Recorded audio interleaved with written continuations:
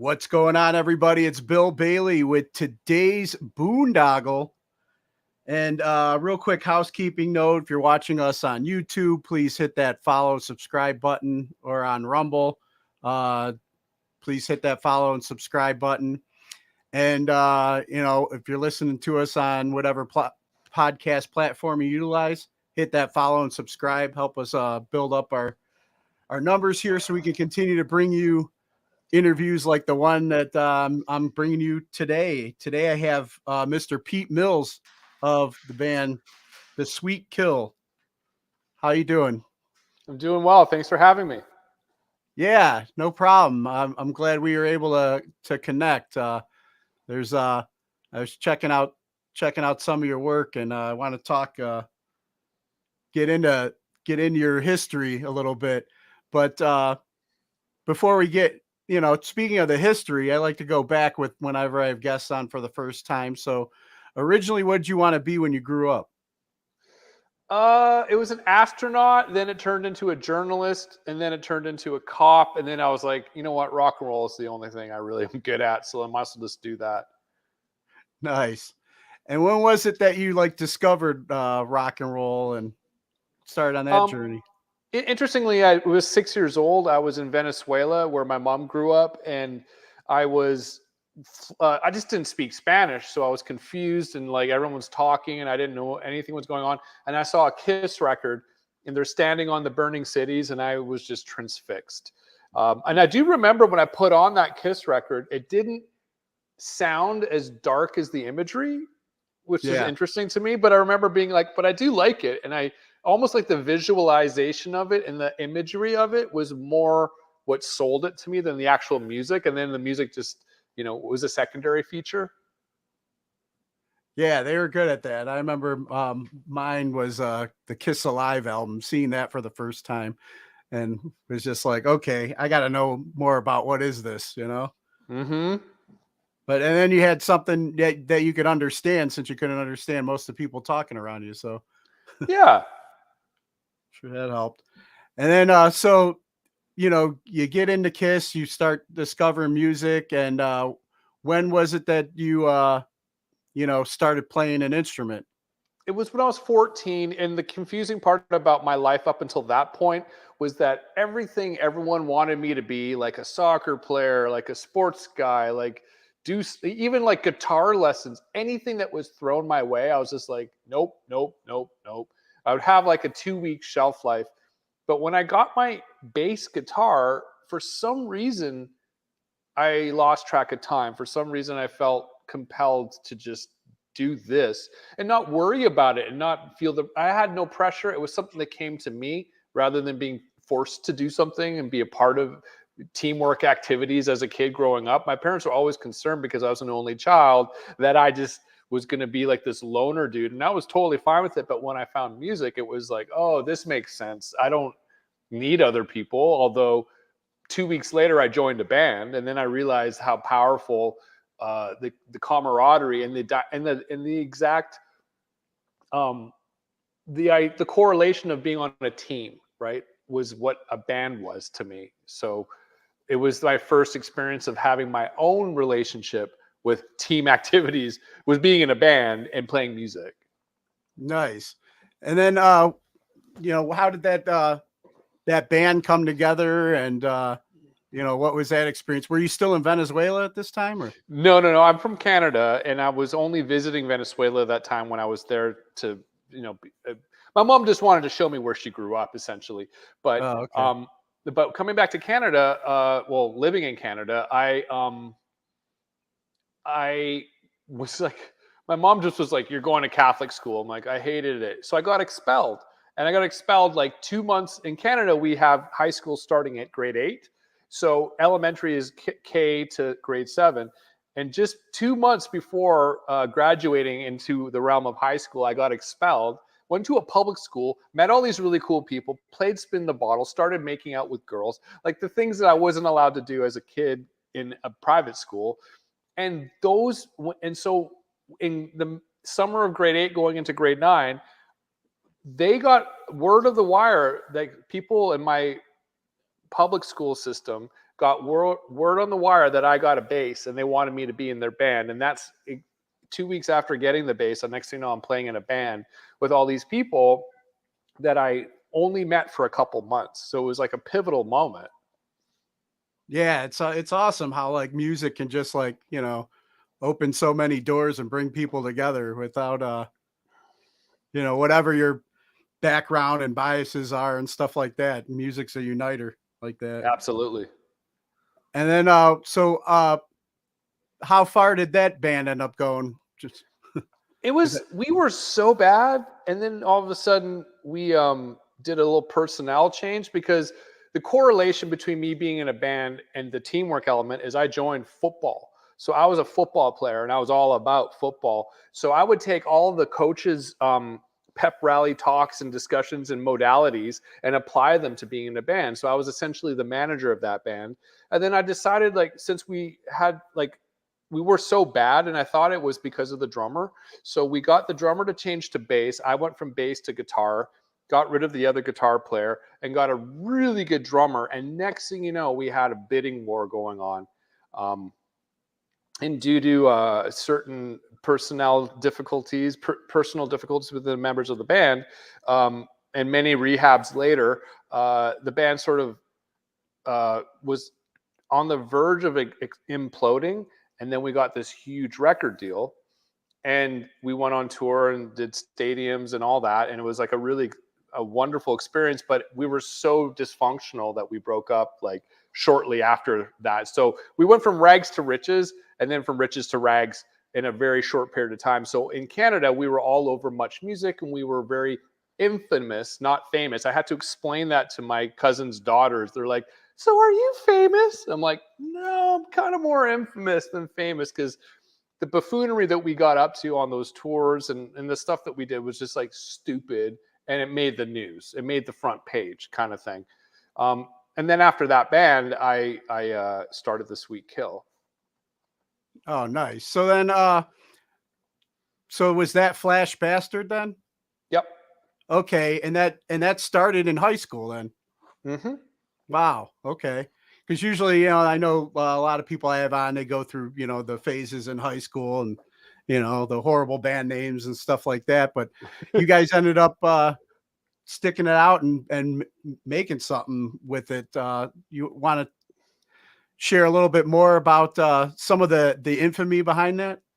I mean, long story short, I pretty much parlayed all of my football coaches' disciplinary perspectives, and I applied them to my band. So I put that band on my back and went up the mountain, and we got a record deal with Nikki Sixx from Motley Crue. We got a record deal on his label. So we were label mates with, at the time, Blondie, Violent Femmes. It was kind of cool. It was like a really eclectic label that were taking all these bands from like the 70s and then in the 80s and making them relevant at that time. And so we were on that label. We went on tour with Motley Crue and the Scorpions. We had so many altercations with the Scorpions to a point where there was a fight backstage. And because Nikki Sixx signed us, all of the Motley Crue road crew were advocating for us in a way. And then the Scorpions, all their German dudes, were like hating on us. And there was about to be this like rumble from the jungle backstage. And Nikki Sixx sort of like parted the seas and then just went straight into our dressing room and pretty much said that we're kicked off the tour. And as a result of that, when we arrived back to Vancouver, where we're from, we were like just front page news. It was just like, how does that happen? How does a band get kicked off of a Motley Crue tour? So we were. Yeah, how do you out-crew the crew? Exactly. Like they didn't get kicked off any tours. They didn't get kicked off of Ozzy. They didn't have that experience, but we did. So yeah, that's a really good point. How do you out-crew the crew? And then so that was it. That was the vibe. So do you think it was still because coming right out of high school, and building this thing, a lot of immaturity or something that would Yeah, contributed to sure. that? Yeah, a lot of king baby type syndrome. Big ego, big ego. I always think that an attitude of gratitude will prevail, and I didn't have it, and I don't think the singer didn't have it.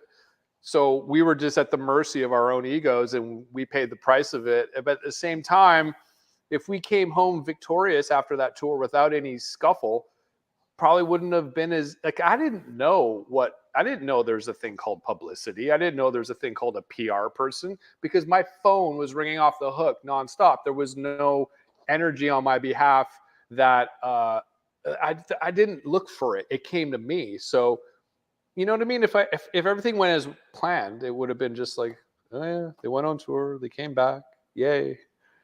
But we weren't capable of reining it in. It just wasn't going to happen. So Nice. And then, so what was the contributing factor that really set off the Germans? chasing the singer of the Scorpions down the backstage hall with a pitchfork from the gardening crew at the Portland Portland Rose Garden.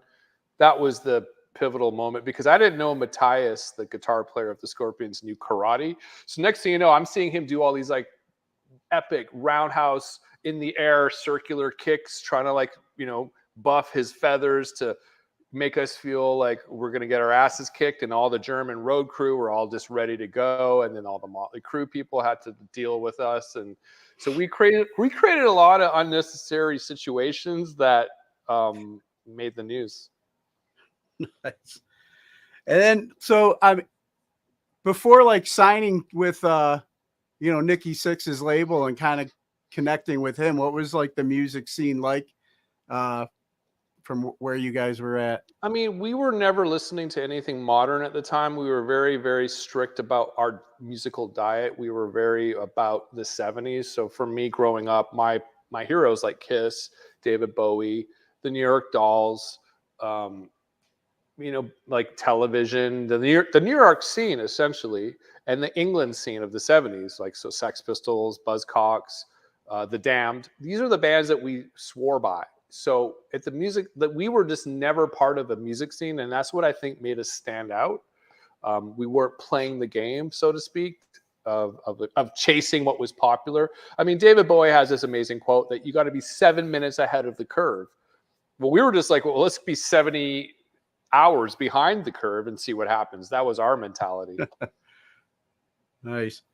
And then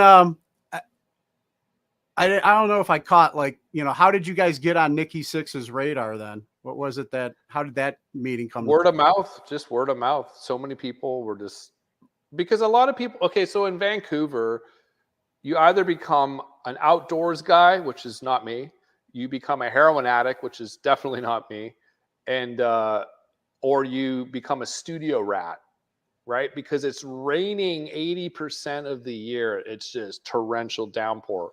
So a lot of recording studios got a lot of work because all the big bands like Metallica, like Aerosmith, Bon Jovi, Motley Crue, all these bands would come to Vancouver to get away from the New York lifestyle or the LA lifestyle and be in a little bit of a smaller town and have the focus of the recording be the priority.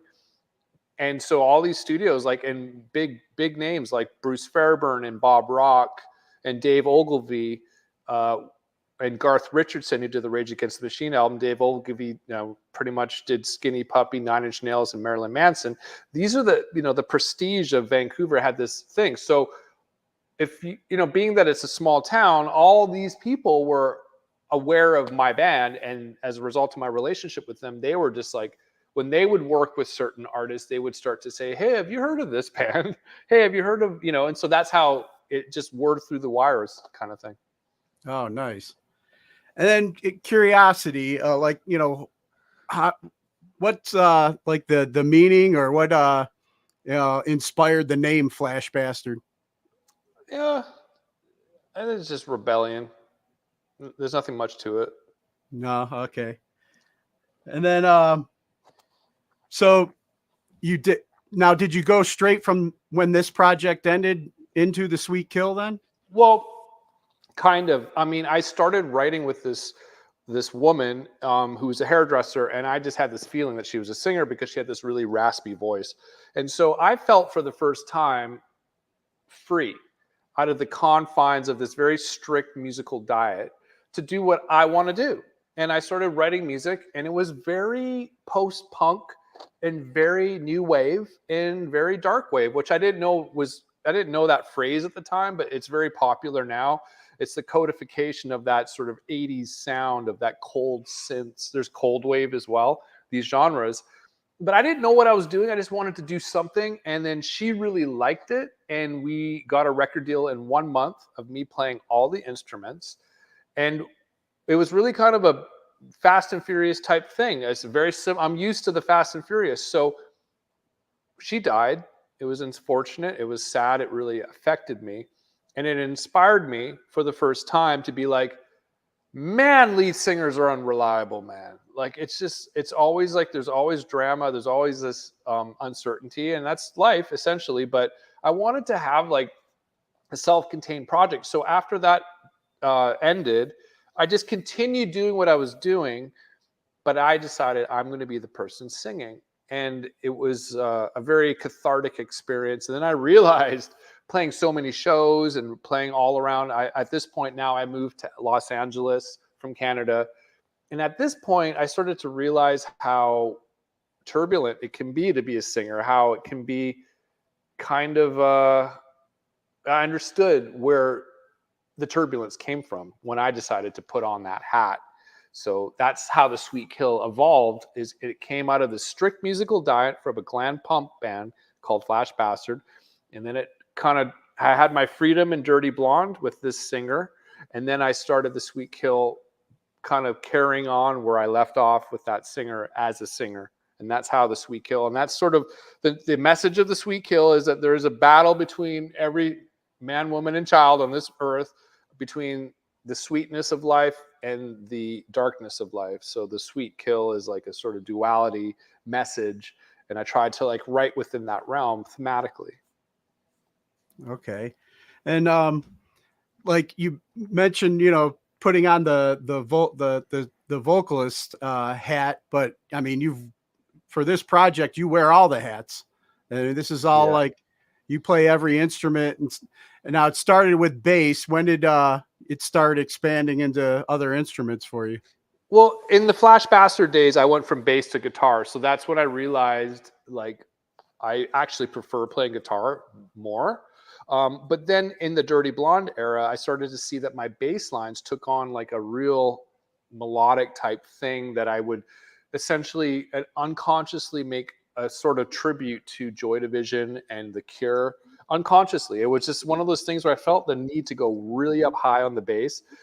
And then in that process, I lived in a studio loft in Vancouver above a rundown Chinese restaurant, 3,000 square foot loft. So we had our rehearsal space there. Drums were set up, bass amps, and all the amps were set up. So that's when I started to play the drums, and that's when I started to record the drums, and that's when I started to get into the drums. And like, I mean, there's better drummers than me, but I do understand the nuances and the finesse of what it takes to be able to be like a punctuated performer as a drummer. So that's how that evolved, is just being in the proximity of these instruments, always there. I wake up, I open my door, and there's the drum kit. So it's like, yeah, I'm going to play that, Nice. And then, as what was the transition like for you then, adding the vocalist hat on? That was a learning curve, because what I learned as a vocalist is that it's not about just hitting the notes, and that's what I thought it was about. It's about hitting the emotion, and that's what I've just sort of come into my confidence with, as far as in order for me to hit the emotion, I need to be beyond passionate about what it is that I'm writing about lyrically and thematically. So I would, in the beginning of the stages of the Sweet Kill, it started out being more like an idea where I was going to do it all. And that had an energy and pressure that I sort of felt, and it didn't necessarily have anything to do with like a theme. Like a beginning, middle, and an end is really important for a movie, and songs to me are like little movies. So I would have the music together, and then I'd try to find what the melody or what the energy of the song would be, and then just recently it was the other way around now. So this record deal I have with Young and Cold Records is a celebration of me starting to see that like the beginning, middle, and end of every one of these little movies called songs is super important, and how they can actually fit under an overall umbrella arch of what is the culmination of this message. So the Sweet Kill album Darkness is literally a reflection of every sort of nuance of like battling between light and dark, battling between good and evil, battling between the sweetness of life and the need to kill it all, like destroy it, tear it all down to rebuild it.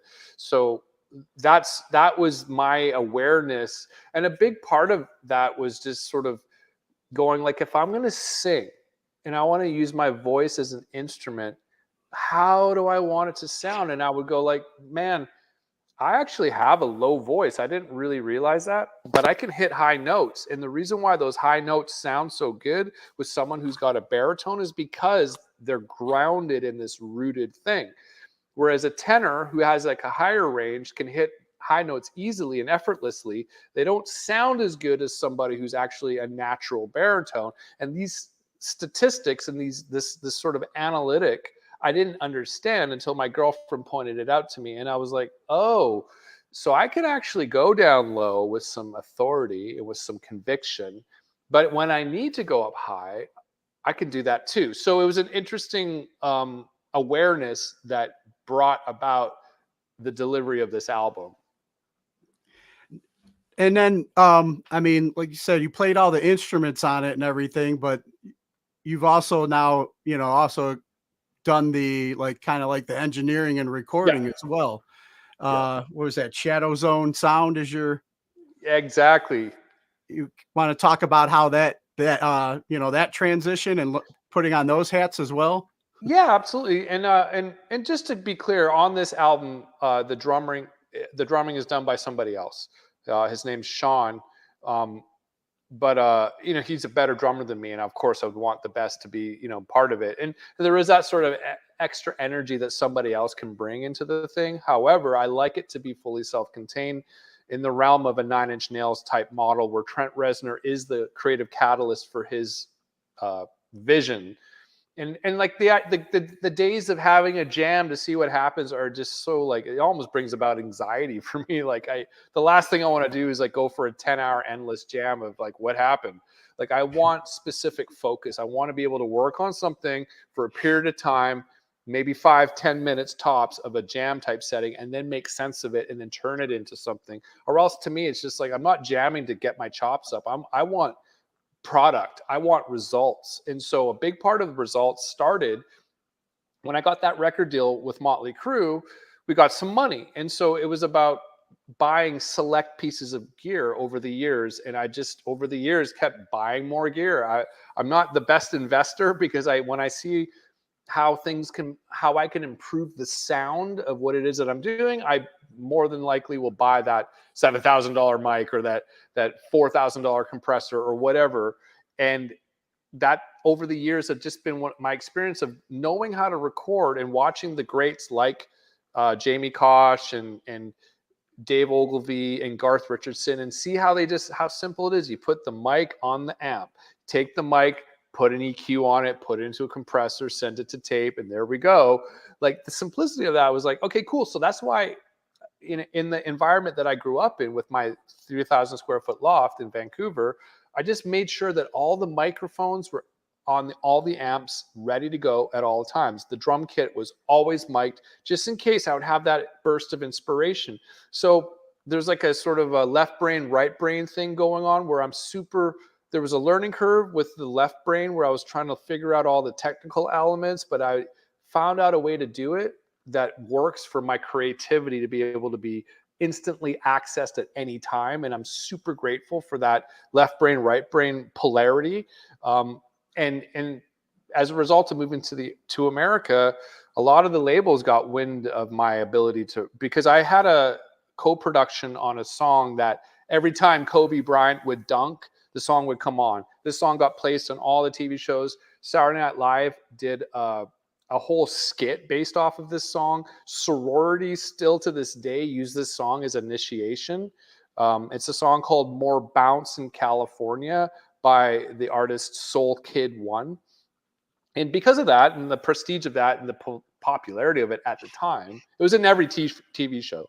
Like Laguna Beach, like OC, you name it, whatever popular TV show was happening at that time, late 2000s, it was in it. So all these labels were like, I was doing work for all these labels like Capitol Records, Geffen, Cleopatra, and in Universal. And it was just sort of learning, like I did 130 Korean pop songs in 1 year, which is a song start to finish every day.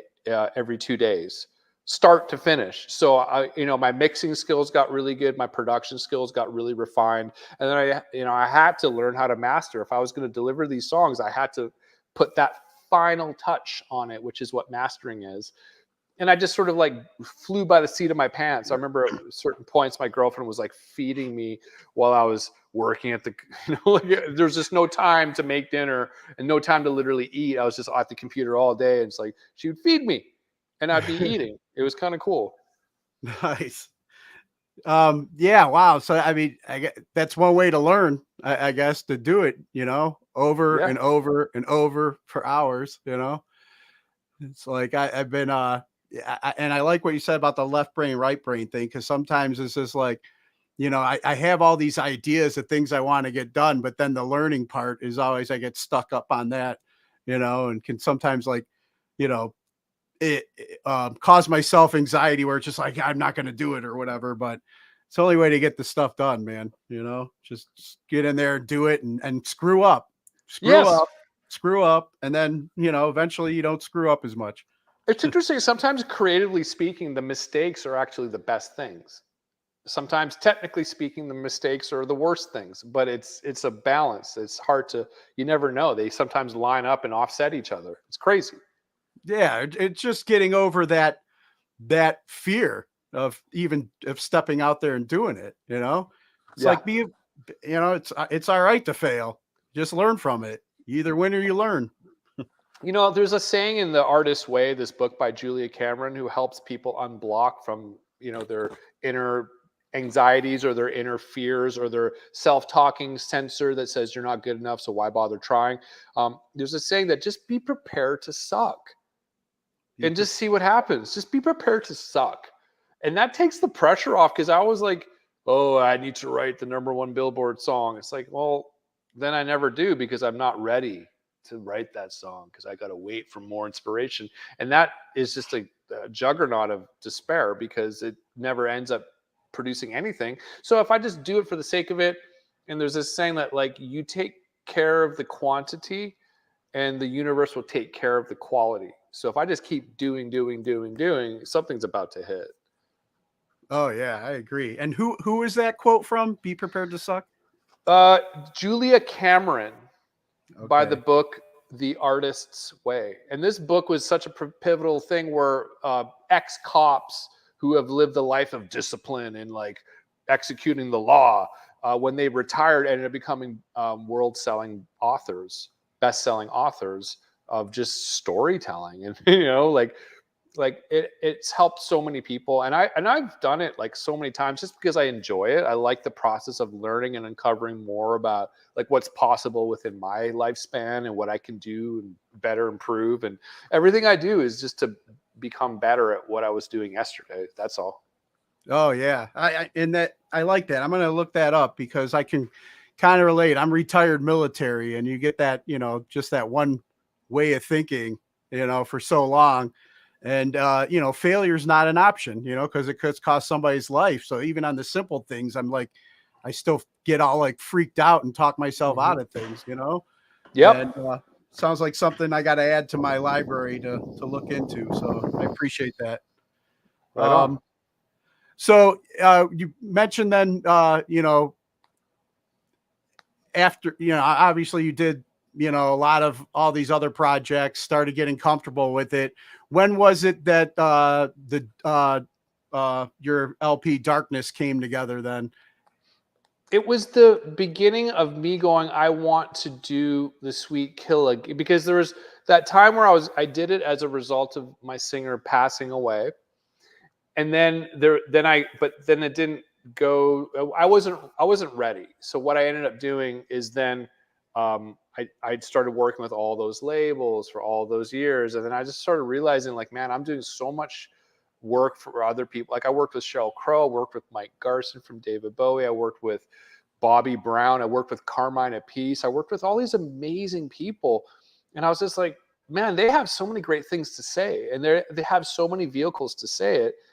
Where am I with that? So Darkness was me celebrating coming back into the fray of being an artist, but then knowing, like, being exposed to so many talented individuals, that working with them intimately and seeing that their work ethic and their passions and what drove them, it was something that inspired me to kind of go, oh, so once you know what you want to say, you can just say it. Wow, I'm all about that. So Darkness started with 4 songs. It started with the song Closer, Darkness, Heart Attack, and Cold. Those were the 4 songs I had. And 2 of them are co-writes, and the other 2 are just all me. And I just sort of realized that I think that I found something. So I sent that out on a private SoundCloud link to, like, all these labels. So many people were like, really adulating it. Oh, this is great, but we're not really looking for this right now. We're not looking to sign any new acts right now, or we're not looking for this genre, but keep doing what you're doing. All this nice positive feedback. But this one label in Germany was like, we want to put it out. And I was like, oh, cool. Like, I'm going to get a little EP going and just put it out. And I realized that they said that, or you could do an album. And then I'm like, yes, I can do this. I had the vision already solidified. All I had to do is just fill in the blanks with the other 6 songs. And so the initial the initial initiation of the initial start of this creative endeavor was 2021. And then at the end of 2021 is when I started to finish the 6 songs. So it's September 2021, I had 4. And then quite quickly, because of the enthusiasm from Young and Cold Records in Germany, I was able to just, like, put on the blinders and just focus on finishing the next 6 songs. And then we released it February 2022. So that was the evolution of that. And it was quite effortless in some areas. And in some areas it was like, okay, this is, I got to refocus. Maybe I took it in a little bit of a slightly different direction. I got to remix it and add a little bit of more reverb on the snare. Like, a lot of sort of analytics would me and my girlfriend were really, she's credited with additional production, because she was a very integral sounding voice, a sounding board for me to go, like, yeah, that's not really in the genre if you mix it that way, and here's how you might want to. So she, just like more reverb, and so, like, a lot of, I was willing, I'm not taking any criticism personally. I'm all about, like, what can I do to be better? How can we make these songs as best as they can be? Because essentially they're not my songs, they're our songs, right? I'm just the channel for them. Yeah, gotcha. And then you talked about, all the hats that you've worn and how much of yourself is in, producing this album. So how much say so or control do you have over your filming or your music videos as well? I have the initial, that's a really good question. And thanks for acknowledging those, because those were labors of love. Absolutely. I would have the original vision. And then the director would then make it come alive. So Satellite is about battling my demons, which I'm sure we all have them, right? Oh, yeah. I'm in the right room. Okay, cool. Yeah. And so he was like, well, you need an alien type woman. And at the time, I was doing an Airbnb where I had a guest from Vienna who was like staying with me, and she fit the bill exactly. Her name's Pandora, and I was like, hey, does this woman I'm living with right now, do you think she'd be good? And he's like, yes. So we used her as the demonstration or the symbol of the demon, and I'm chasing the demon. And was it a dream? Was it not a dream? And then the same director did the video where I was like, I really want to have women in PVC head to toe anonymously, but like creepy with like white lenses, and juxtaposing with a panther, which is a symbol of dread, and they're not necessarily a symbol of light, but like, and I'm caught between both worlds of like this dread and this demonic type haunting sort of voodooistic type dancing, and I'm stuck in a straitjacket. And so oh yeah, no, all I had was the panther and the women, and he was like, well, you need to be in a straitjacket. So I'm pretty in that realm when it comes to videography. Like I do err on the side of the director's visions, but I do have a lot of the emphasis or the initial thrust of like the vision, and then they'll like crystallize it. Yeah, because you weren't like, okay, so we're gonna have a live panther, and you're gonna, tie my arms, and just my head's gonna be exposed. This could go wrong. It did go wrong but it's funny. It didn't go wrong in the sense that, like, yes, we had 3 handlers of the panther at any times. Like, they could have intervened and it would have been a safe. Oh yeah, and they did say this, that they gave us education before they let the panther out on set. They said, everybody has to stick together, and if the panther for some reason gets off of the safety leash, do not run. So it was like, so if we were in a cluster, that was the idea. So everyone, like the makeup artists, the filmographers, the videographers, everyone was literally in this like cluster that no one would like break out of while the panther was on set. But I actually improvised. The director was like, hey, I want you to fall out of the chair when you're fake seizuring. So I fake seizured, and then I thought I'd just kind of roll out of the chair, but I hit my head and got a concussion. And all of that blood in the video is actually real. So that was the mishap, but it wasn't like, I mean, a part of me wants to say, yeah, the panther did a swipe at me, man, but I'm still here. But no, truth be told, it's just a concussion, and that's the way that happened. Nice. And then so you got the albums coming out, or is out already? It's out already, yes. And what was the name of the label again? It's Young and Cold Records, and there's vinyl available and there's CDs available. And you can also buy the digital on our Bandcamp, the Sweet Kills Bandcamp. Or you can just order yourself a vinyl. I'm so stoked. It's on vinyl, man. Like, it's this big. Yeah. That's great. And then like, any plans, or I mean, of like taking it on the road or anything? Absolutely. This year has been sort of I just been focusing on actually writing and recording the new album, which is entitled Nowhere, and and so we have our record release party coming up in November. But generally, what we're looking forward to is playing the festival circuit in Europe in 2023, the WGT Festival, which is the huge annual goth sort of dark wave post-punk type celebration, where they have like, some of the venues are in like castles and stuff and churches, and I'm just like, oh, nice. Bring it on, dude. I'm ready for that. So that's the focus right now. 2022 was the release of it, and like, I was landlocked for a minute, and post-COVID and post-pandemic, like, sort of, I just took the opportunity to get really fluid with my creative juices. So that was how I looked at 2022, even though we're still almost over 2/3 of the way through it. That's still how I look at it. We do have our show coming up at Bar Sinister Saturdays, November 26th. There'll be all the merchandise will be available: t-shirts, stickers, you name it. Maybe even some perfume. There's some talk about bringing in some perfume. So yeah. Oh, nice.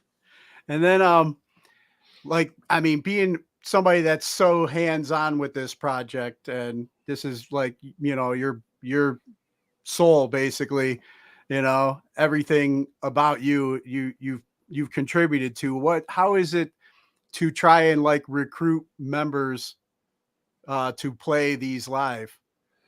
It's tricky. I have a crew of people that I really love playing with.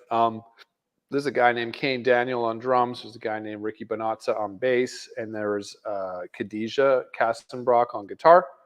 And I think that my girlfriend's going to be starting to play keyboards. Ellen Hawk, she'll be on the keyboards, and then I'm singing and playing guitar. But it's these are really, really, really, really good musicians, and being in the city of Los Angeles, in order for them to be as good as they are, they're in demand. So they're generally on tour with other artists. Right now, Ricky's on tour with the Butcher Babies.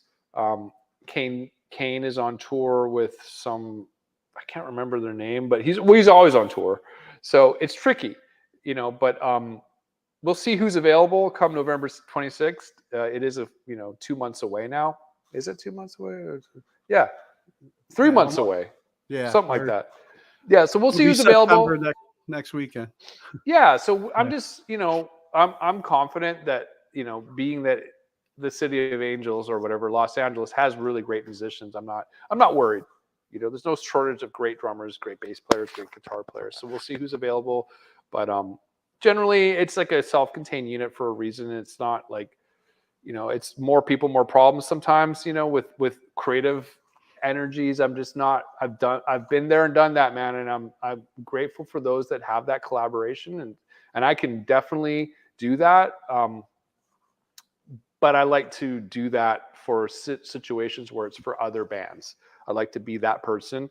But for my musical expression, I'm very self-contained, and I have like a very inner sanctum of people that I would go to for guidance about, like, hey, what do you think of this? But I'm not really looking to have like the collaborative experience. I like co-writing. That's fun.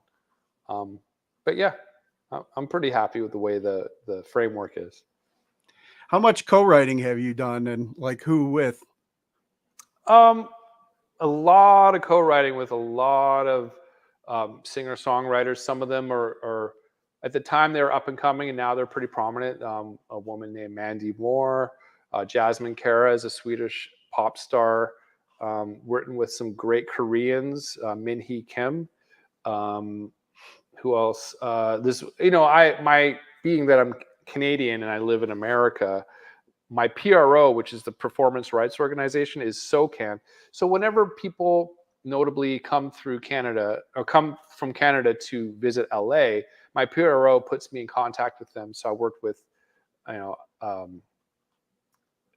guy, Kevin Mental, and he works with a lot of bands up in Canada. He works with Kat Von D a lot. Who else? Bryn McCutcheon, who's the woman I co-wrote Cold with.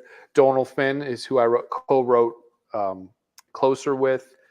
Rome DeLuce. I mean, I could just go on and on and on. Yeah. And I really enjoy it. Don't get me wrong. And some of these songs may actually end up being sweet kill songs. It's part of like the flow state of the product that so Nowhere has got a very specific theme. So if something that I've written with somebody maybe 2 years ago that hasn't been released fits within that theme, then that's definitely in consideration for the track listing of Nowhere, which is the new album. But that's kind of how I work, as I go within the theme now. I write to support the theme, and if something needs to be written for that theme and I haven't written it yet, then I absolutely bang that out. But if there's something that fits the theme also that's from another era or another co-write from another session that never got released, by all means, that's a qualification that qualifies. Yeah, I learned a lot about in everything that you're doing and saying. I've learned a lot about PROs and stuff too. through my friend John Sustar. He does very similar stuff. He's got music out there with Motionless in White, and he's everything you're saying. You guys sound a lot alike. Maybe I should try and get you guys connected or something. Yeah, absolutely. But he's like, I'm done with bands. I'm creating my own stuff. And it's like, if they don't use it, I'm going to put it out, so. Exactly. Yep. So you mentioned too,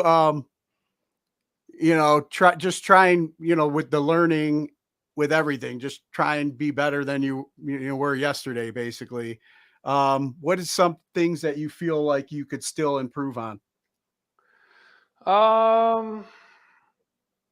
You mean as an artist or in general or as a producer or all of it? As an artist. I could improve on being more disciplined with writing for the sake of writing. I write very strategically. Like I said, if there's a theme, then I support it and I find ways to support it and I'm motivated to support it. But I do respect singer-songwriters that are always writing a song for every emotion they feel.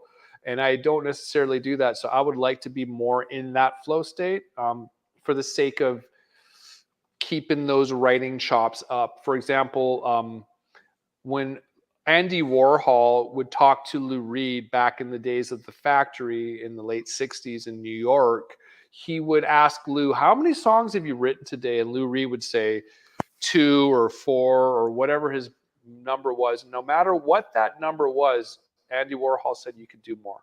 So I feel that sometimes I glorify the process of songwriting as such a sacred thing, and it is. However, sometimes that glorification of the sacredness of that, I don't write as much as I could. And those, like, for example, what I also heard that Nick Cave has an office that's 10 feet by 10 feet with an upright piano in it and a typewriter. And he goes to that office 9 to 5, Monday to Friday. And the guy is very prolific. He has so many songs out there and he's got so many side projects and he's just always writing. And so that's what I want to improve on as an artist, is to be able to have less of a strategy, but more of like a fluidity. Gotcha. And man, so you just remind me of something too, like with all the songs that you've been a part of and put out. And well, let me just ask you some of the questions that I normally ask guests that I have on here.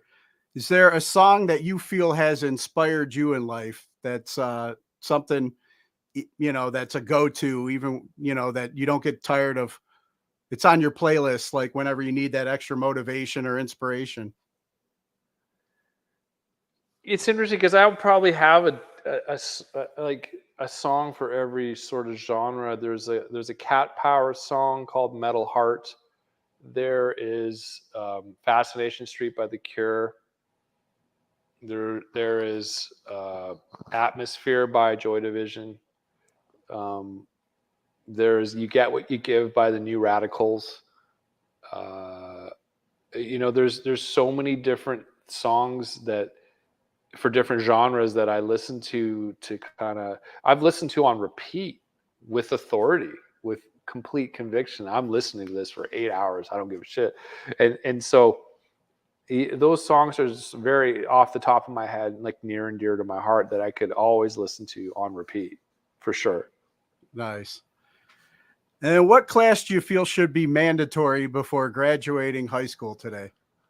Ooh, that is a great question. I don't even know who could be qualified to teach this class, but I would say spiritual growth. Yeah, I like that. That's no, go ahead. Yeah, I don't know who would be that guy to teach that, but I think that there's such a sort of cut and dry element of like statistics and SATs and GPAs and where are you going to go and who's going to accept you, and there's a lot of sort of like, I didn't go to college, man. Like I knew in grade 10 that I was going to do the bare minimum to graduate just so I could be in a van playing music. Like that was my goal. And I achieved that goal. But it's like along the ways, there's so many like life things that occurred that were like, how do you deal with the death of someone that shouldn't have died at age 21? How do you deal with drug addiction? Not this cloaking it as mental health and that we all suffer and it's okay to not be okay. You know, like where is the solution to problems that occur that are not taught? You know, why is it about left and black and right, salt and pepper? Let's talk about the gray. Why can't there be a cohabitation with people that have different opinions rather than, you know, and social media, man, and the accessing of that, this device and the addiction to that is phenomenal. It's stuff that I didn't grow up with.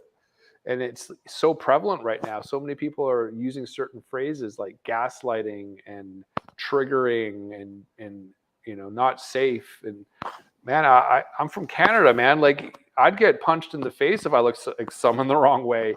But at the same time, we're hugging after it. Yeah. You know, like that was dangerous. My attitude that I exhibited in the barroom brawls that I would get into, or public, you know, displays of anger and whatnot, and then next thing you know, it's all good. But it needed to, you know, so how do I find a way to have that release in the world, but also have some rudder, some foundational framework that I can base on principle of like universal truths that are applicable to anyone, and I can have access to those, and how. And so that to me is what I consider spirituality, not shaving my head and banging a tambourine, although if that's what you choose to do, by all means do it. But that sort of reality and tangible practicality to living in the realm of, if I read books, I get smart. If I weightlift, I get strong. But how do I flex my soul? What do I need to do? I love that. Yeah, I'm a person in recovery myself, and you know, I work a recovery program, and you know, I can look at like the 12 steps and the stuff that, you know, I've been sober 13 years, but I'm still growing. I'm still learning every day. Congrats. From this, and I feel like the you know, the principles behind that would benefit anybody, even if you don't have like an addiction, or we all, like you mentioned earlier, we all got some demons that are, you know, that we battle. But I mean, even if you don't have like a quote unquote addiction to like alcohol or drugs, these steps, these principles would benefit so many people. So maybe that could be part of the class, you know, to bring you to a spirituality, to realize that, hey, I am, you know, there's a God. I don't know who it is. It ain't me though, you know? Wonderfully put, because I think that's where the realm of the 12-step group Al-Anon is so powerful, because those are for the friends and family members of those that are alcoholics and addicts. So you don't have to be addicted to anything, you know, and a lot of them aren't. However, they've been affected by, so like I look at addiction as like it affects one person like a cockroach. You see one cockroach, there's actually 300 in the walls somewhere. And that's what I look at as addiction, is that one person has affected like 300 people. So yeah, we're talking family members, public people, you know, police, society, everyone is, you know, that's how powerful addiction is. And it's unfortunate that the drummer of the Foo Fighters, you know, died, but it wasn't like addiction is mental health, right? But it's so weird nowadays that addiction and alcoholism is like, oh yeah. No, it's mental health, man. And then that becomes its own energy, and everyone's looking for everything else other than the actual solution to what that mental health syndrome has as a solution. It's like, oh, well, it's okay to be it's okay to be not okay. Okay, so what is that doing? What has changed now that you've admitted? See, the afflicted think that by admitting that they have a problem solves it, but that just, No, it's that's like, just the beginning. That's why that's the yeah, first step, you know?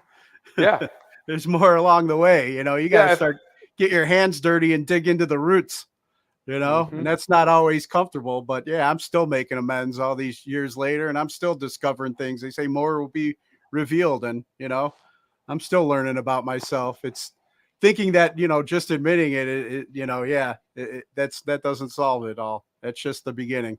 That means I'm ready to do some work, or you should be, you know? Absolutely. Yep. But who are three people who've inspired you or you can credit for making you the person you are today? The person I am today, I would attribute to my spiritual advisor, who's an ex-Vietnam vet, and his name's Rick Peterson. I would say my dad, who is an ex-World War II veteran, and I would say my mom. So those are the three people that I would give credit to guiding me. They're all thanked in the liner notes of the Darkness album, and and if I could add one more, I would say another spiritual advisor by the name of Bill Sledadall, who passed away in 2020. Yeah, during COVID, and yeah, I would say those four people are integral to who I am at this point in my life. Nice. And then are there any causes or organizations that you support and encourage others to check out? Definitely Music Cares, because I've had the privilege of helping certain people that have had relationships with the music industry. And the way that that's set up is that it gives you free room and board in a rehab facility for you to kind of recreate your life. If you've burned it down to the ground, there is a way up and out. No matter how far down the scale you've gone, you will see that your experience will benefit others. And that organization, I believe, I've taken people through it. I've got calls at 2 a.m. where a guy at 5 a.m. in Boston was going to kill himself, and I've had the privilege of facilitating him on a flight the next day and calling Shireen from Music Cares to get him a bed in Pasadena. And we did. And then he stayed there for 2 months. And I was there witnessing his growth, and I was there supporting him throughout his journey. And it was really cool that there's organizations like that would be able to, like, sponsorship, or what's the word? It's not sponsorship. Uh, Scholarship people into a facility like that. That's what word I was looking for. Yeah.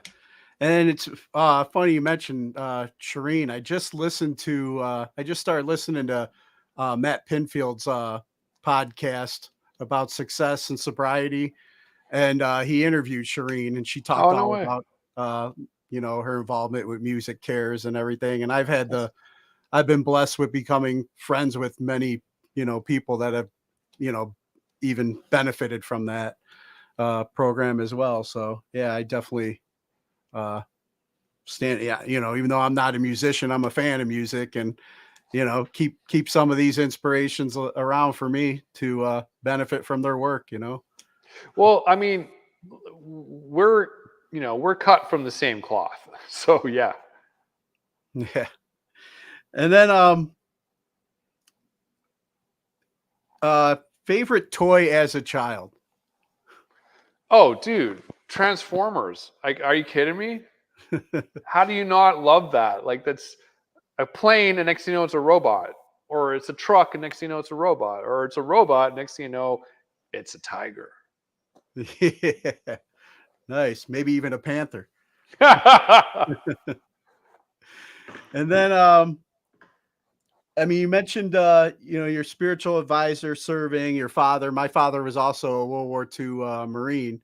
Um, but any message that you have for our military members currently serving overseas? Thank you for your service. Absolutely. I am I'm a product of that mentality, and th- it's interesting because Rick would also would say, like, if I was in the trenches, I would want you next to me. and he's a guy that was a Vietnam vet. He was a special forces Vietnam operative from Copenhagen. So he flew the helicopters and did his thing, and he's got the scars to show for it, and there's that sort of mentality that I have that is very like discipline, because discipline equals freedom. So I just have a tremendous amount of respect for that mindset of the military. The military mindset is what I grew up in. It's what I gravitate towards. It's what makes sense to me.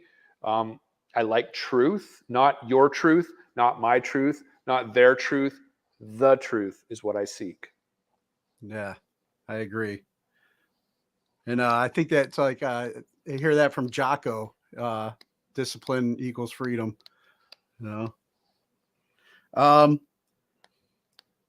Well, that's about all the questions I got for you, Pete. I really appreciate you taking the time, and I'm glad, kind of where this, what I got to learn about you and how much we share in common. So if there's any fans out there that are kind of new to hearing about you and want to know more or follow your work and stuff, where would you send them? I would go to anything online that's The Sweet Kill. The key word is the. It's not Sweet Kill. Sweet Kill is a 70s slasher flick about a guy who seduces women and then he kills them. I've never seen it, actually. I almost saw it at Quentin Tarantino's theater, and then I had to work last minute. I do a lot of suicide prevention, so I get calls last minute to be in certain places and do suicide watches and make sure that people are safe, or I transport them and I intervene and get them from under a bridge into a facility. So that line of work has left me living a very unpredictable life. So I was going to see the movie Sweet Kill, but regardless, it's The Sweet Kill across all platforms. Love it if you guys could follow along the streaming services like Spotify, iTunes, and definitely subscribe to our YouTube and check out the Panther video and all that stuff. That subscriptions really help boost algorithms, as they say. So, Yep. and yeah, Instagram, Facebook, all that stuff, and The Sweet Kill.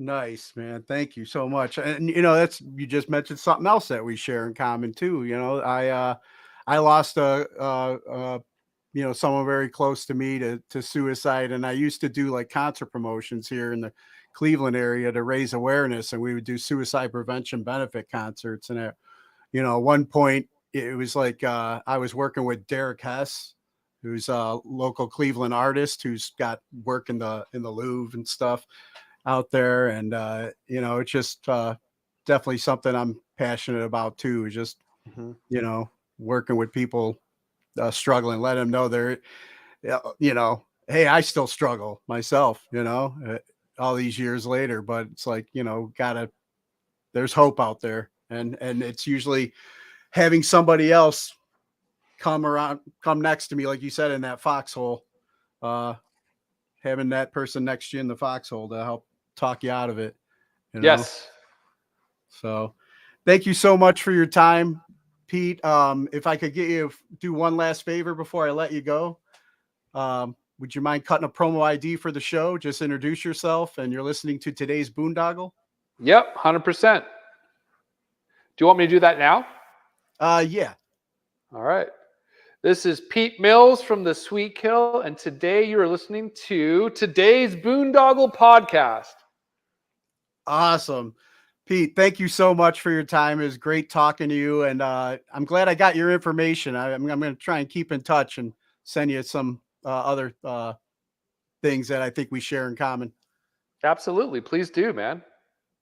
All right. Thanks so much for your time, man. You got it. Have a good one, Bill.